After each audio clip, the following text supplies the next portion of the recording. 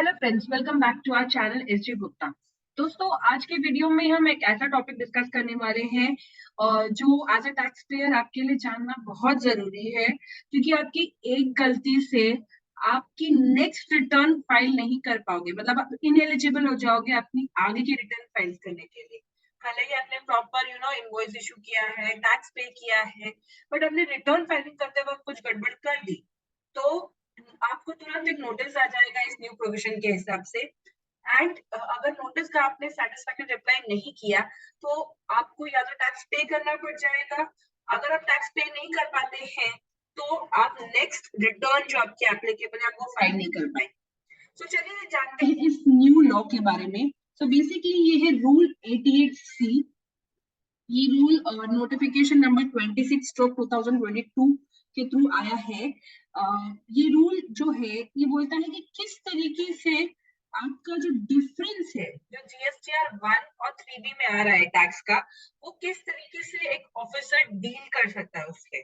तो अगर मान लीजिए आपने कोई सेल शो किया है जीएसटीआर 1 में, बट वो सेल आप जीएसटीआर 3B में शो करना मिस कर गए या किसी वजह से कम शो की है, यानी कि आपका tax payable as per GSTR 1 ज्यादा है as compared to tax payable as per GSTR 3B, तो इन दैट केस जो भी आपका जो कंसर्न जो ऑफिसर है वो आपको एक नोटिस इशू करेगा form number GSTR DRC 01D में।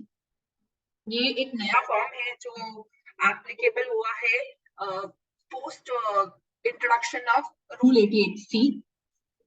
अगर यहाँ पर इसमें आपकी जो टैक्स लाइबिलिटी है वो जीएसटीआर 1 में ज्यादा है और 3B में कम है, तो आपके जो जीएसटी ऑफिसर उनके पास अथॉरिटी है कि वो आपको एक नोटिस इशू करे फॉर्म जीएसटीआर डीआरसी 01B में, जिसमें आपको बताया जाएगा कि आपके ये महीने के रिटर्न में आपका जो tax payable as per GSTR 1 है वो ज्यादा है एज पर जीएसटीआर 3B, और आपको ऑप्शन दिया जाएगा ईदर आप पे कर दो जो भी आपका डिफरेंशियल टैक्स लायबिलिटी है डीआरसी 03 के थ्रू, या फिर आप उनको एक डिफरेंस का जो भी है जो क्यू डिफरेंस है उसका एक रीजनेबल एक्सप्लेनेशन दो। इसके लिए आपको एक टाइम पीरियड दिया जाएगा 7 days from the issuance of notice. I know friends, 7 days काफी शॉर्ट पीरियड होता है, but as per this new rule आपको एक 7 दिन दिए जाएंगे कि जो भी डिफरेंस है या तो आप उसका पेमेंट करें या फिर आप एक रीजनेबल एक्सप्लेनेशन दे जीएसटी ऑफिसर को कि क्यों आपका टैक्स पेबल जीएसटीआर 1 में ज्यादा है और जीएसटीआर 3B में कम है। एज ऑफ नाउ भी अगर आपका टैक्स पेबल जीएसटीआर 1 में ज्यादा है और 3B में कम है तो आपको नोटिस आते हैं जहां पर आपको एक्सप्लेनेशन दी जाती है। अगर आपका एक्सप्लेनेशन सेटिस्फैक्टरी नहीं है तो जीएसटी ऑफिसर के पास अथॉरिटी है कि वो आपको ऑर्डर दे सके एंड उस ऑर्डर के चलते आपको टैक्स पे करना पड़ेगा। अगर आप टैक्स पे नहीं कर पाते हैं तो रिकवरी प्रोविजन अट्रैक्ट हो जाते हैं। बट अभी एक स्पेसिफिक रूल लेके आ गए हैं, रूल 88C, जिसके चलते उन्होंने पूरा प्रोसेस बताया है कि अगर डिफरेंस होता है जीएसटीआर 1 में और जीएसटीआर 3B में, तो as a GST officer and as a tax payer किस अथॉरिटी को और क्या किस पार्टी को क्या करना है। सो बेसिकली जीएसटी ऑफिसर को पहले एक नोटिस इशू करना है आपको, जिसमें आप या तो पे करेंगे या फिर रीजंस देंगे। टाइम पीरियड 7 दिन है। 7 दिन के अंदर अंदर अगर आपको लगता है कि हाँ वाकई में कोई सेल मिस हो गया है 3B में शो करने के लिए, तो आपको टैक्स पे करना पड़ेगा थ्रू डीआरसी 03। नहीं तो अगर आपको लगता है नहीं ये वैलिड रीजन था आपके पास, तो आपको एक्सप्लेनेशन आपका देना पड़ेगा। जो आप एक्सप्लेनेशन दोगे या फिर जो टैक्स पे करोगे वो आपको पार्ट बी में भरना है और फॉर्म जीएसटीआर डीआरसी 01D।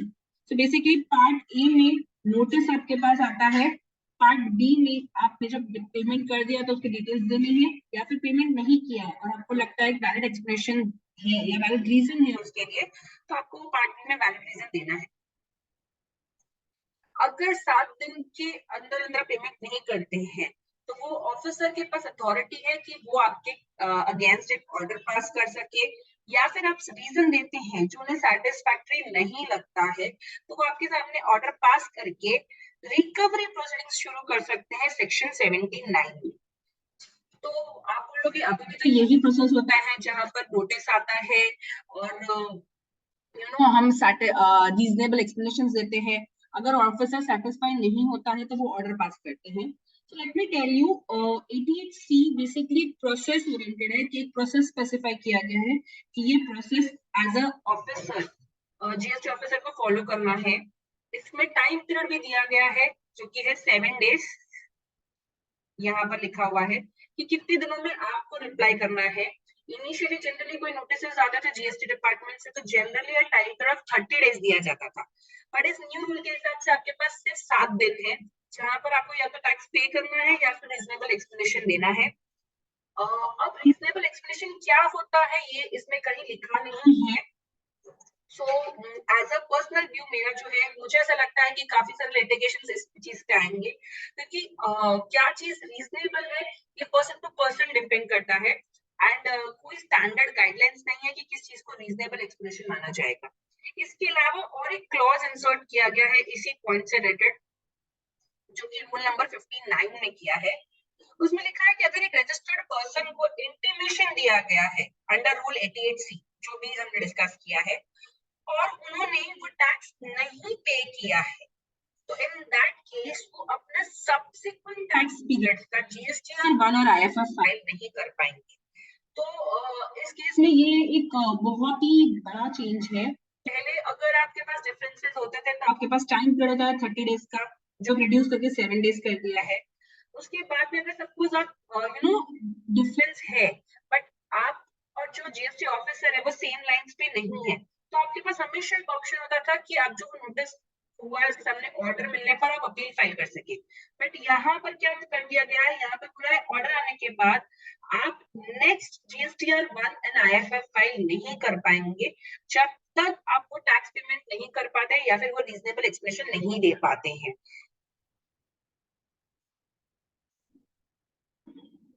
तो यहाँ पर इम्पोर्टेंट ये है कि आप 7 दिन के अंदर उनका रिप्लाई कर दें। अगर आप 7 दिन के अंदर रिप्लाई नहीं कर पाते हैं तो इस क्लॉज के चलते आप अपनी नेक्स्ट GSTR-1 और IFF फाइल नहीं कर पाएंगे।